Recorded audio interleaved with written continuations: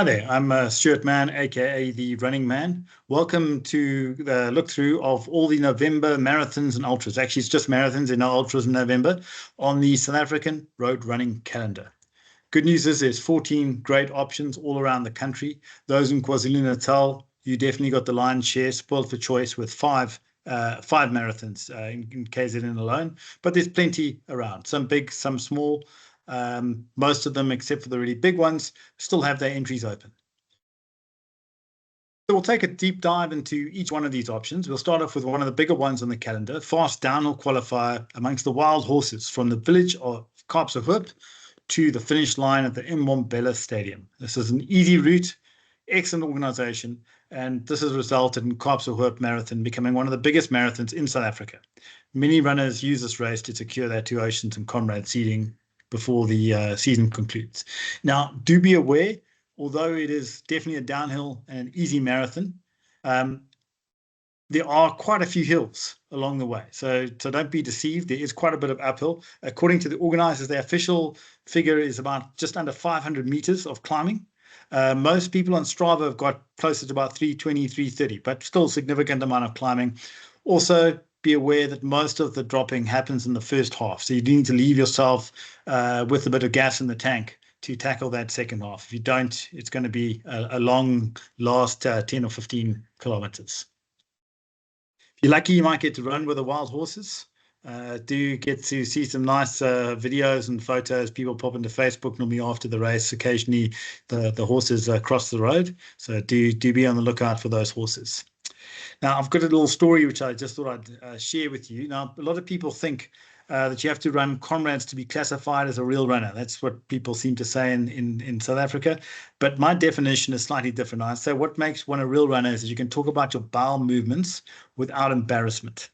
And if you do want a moving bowel story, you feel free to pop into my blog, that's runningman.com, and read my account from the Kaapsehoop Marathon, where I did several years ago, where one of my claims to fame, I managed to run a sub 3-hour marathon on a 3-stop strategy. So let's just say it was a bumper year for the dung beetles in the Lowveld.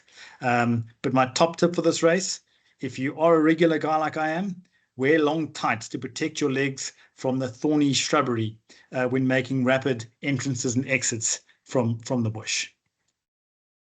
Your second option on that first weekend of November is the Bonkolo Marathon. So this is in Komani, formerly Queenstown in the Eastern Cape.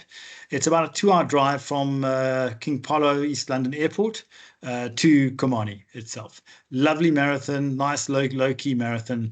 Combination of out and back. You start in the out and back, then you do a bit of a loop through the town, and you've got this lovely section here, which I'll cover you. This is the mountain. Okay, every good race needs a mountain, and we'll see what Bonkolo has to offer.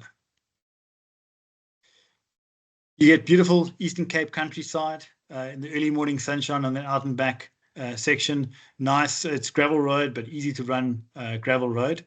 You do then come back again past the dam, the Bonkolo Dam. I'm not sure what it's like these days. When I ran 4 years ago, the area was suffering from a very bad drought, and the dam was more of a big puddle than an actual dam.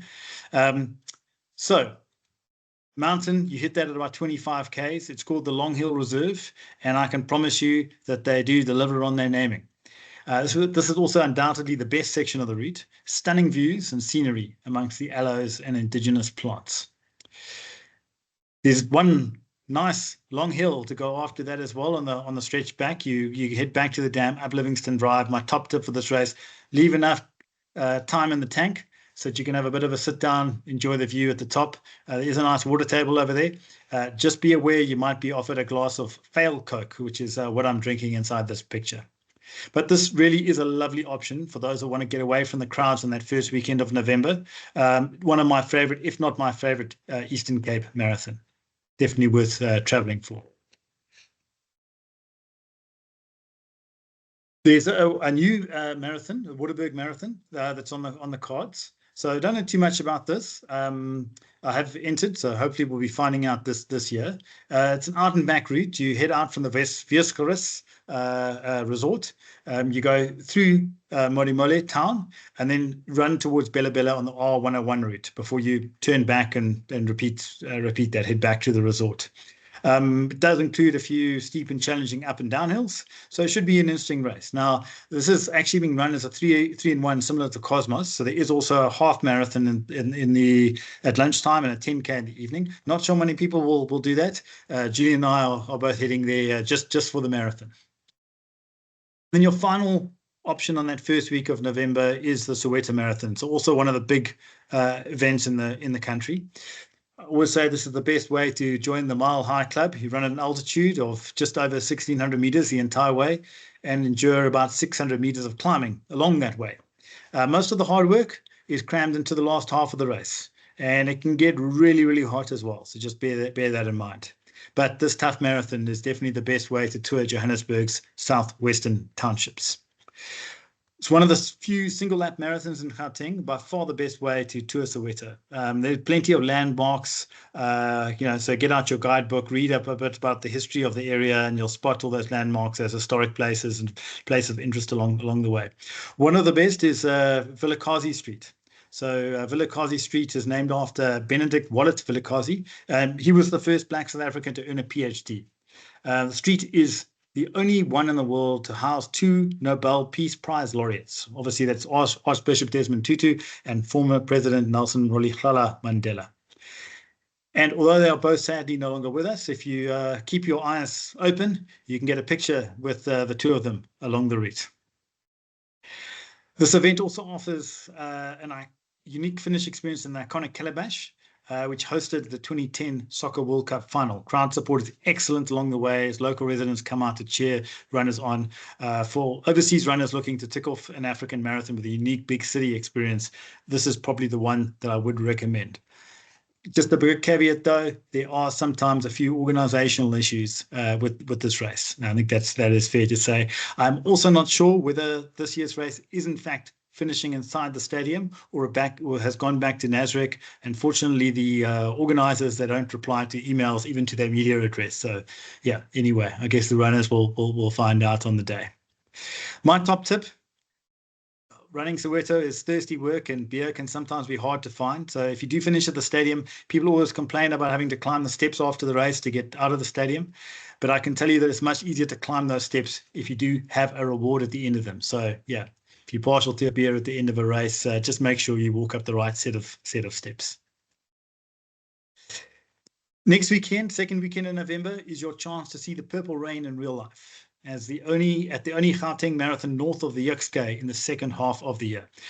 Jacaranda is a double lapper aimed to capture the capital city's famous jacaranda trees in full bloom. Truth be told, they probably, if it was about 2 weeks earlier, you might have given even better, but still delightful, very, very beautiful, very, very pretty sight running amongst all the purple jacaranda trees. This also is a race that is very, very flat by Schwane standards. So it's definitely the easiest marathon in the capital. Yeah, if purple is your favorite color, then this is definitely the race for you. Next on the cards, we have the toughest marathon in November. That is the Sani Stagger. So this is set amongst the Maloti Drakensberg World Heritage Site. It's one of the toughest but most scenic marathons in the country. Out and back route takes you from the foot of the iconic Sani Pass to the summit over a journey of 21 kilometers and a climb of over 1,400 meters. So that is a lot of climbing. That is the toughest marathon in the country with that amount of climbing, toughest standard marathon in the country with that climbing. This is definitely a donkey pass that packs a big donkey punch. It might look tough on paper, but actually at the bottom of the pass, it doesn't look that bad. But I can tell you it is as bad as it looks on paper. A steady pull to the escarpment culminates with the steepest section as a leg-shattering series of switchbacks let you gaze down at the runners behind you before reaching the turnaround point just over the South African border post. Your reward along the way are brilliant views of the Drakensberg Mountains, and if you bring your passport, you can actually have a quick drink at the highest pub in Africa, just over the Lesotho border, and that's an altitude of just under 3,000 meters before you head back down the old Donkey Pass. Next on the cards is the Cheetahs Marathon in Mthatha. I ran this last year and we decided to wear that shirt for this video as well. Yeah, this is a friendly, relaxed point-to-point race starting 42 kilometers outside Mthatha, and you run back into town. Last year was along the M2, but this year I understand they'll be using the R61 instead. The route is best described as rolling hills from start to finish. The only flat stretch of road is the bridge over the railway line. You pass which is where Nelson Mandela grew up and is buried in the early stages of the race. From there, you get to enjoy a long run and probably a couple of walks before freedom can be found in Mthatha. Highest point of the route comes at 27-kilometer mark, and from there one drops about 200 meters over the last 15 Ks. But there's still plenty of uphills in that last 15 Ks to counter one's charge to the finish. Got to love the simplicity of start lines in the Eastern Cape. Both the border and the Transkei region, they tend to just drive 42 Ks from the finish and then they erect the start banner. This, incidentally, is on the N2 highway, which I thought was quite novel when I ran this last year.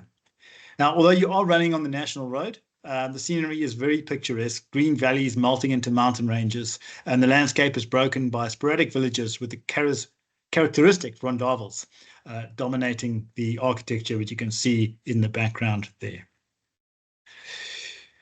Another downhill marathon on paper, okay, which is the Magubus Kloof Plunge Marathon, which you run from Harnetsburg to the town of Zanin. So it starts in the historic town of Harnetsburg, which nestles below the massive Iron Crown Mountain. Although this is officially a downhill marathon, as you can see from your route profile over here, don't be deceived. Most of the drop happens over an incredibly short period, a few quad crushing kilometers down the Magubus Kloof Pass, which is actually the 20th steepest pass in the country. And there's still also plenty of hills before you get into Zanin. Yeah, I got lucky with some cool misty conditions. I actually ran the inaugural run in 2019, but unfortunately, this also meant that I didn't get many photos of the stunning views from the pass. So if anyone's running this year and you get better pictures, please share them with me and I'll include them in next year's report. My top tip for this marathon, most people want fresh legs at the end of a marathon, but with 2 kilometers to go, you can pop into the Zanin Correctional Services and tell them you want a completely fresh start in life. Okay. Also, this is now we're on the third weekend of November. You've got the Bluff Marathon. This is actually the only marathon in November, the non-inaugural marathon that I haven't run. Maybe I might see if I can get down there this year to run if the calendar permits. It's a double lap route, and it is known as one of the toughest in Durban. Race starts at the Bluff Clubhouse before a scenic stroll along Marine Drive. The ocean views will distract you from the hard work your legs are enduring. And after rounding the outskirts of the Tara Road refinery, you head back up to the Bluff Road for the second lap. Fourth weekend in November brings a very lovely marathon, the Deflukte Marathon, which is from the town of Heidelberg to the coastal town of Witstrand in the Western Cape. It's a lovely low-key marathon. And yeah, as I said, you end at actually all right on the beach at Witstrand in the Western Cape. You start about 100 meters above sea level, but the good news is you get all of your climbing done over those first 10 kilometers. And then you reach an altitude of about 200 meters and before gently dropping down to the ocean at Witstrand. Most of the route goes past farms, and you might have a few curious ostriches providing support along the way.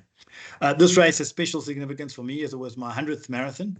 Yeah, with the finish venue right on the beach, you might be lucky to see a whale in the bay while you're enjoying a post-race beer.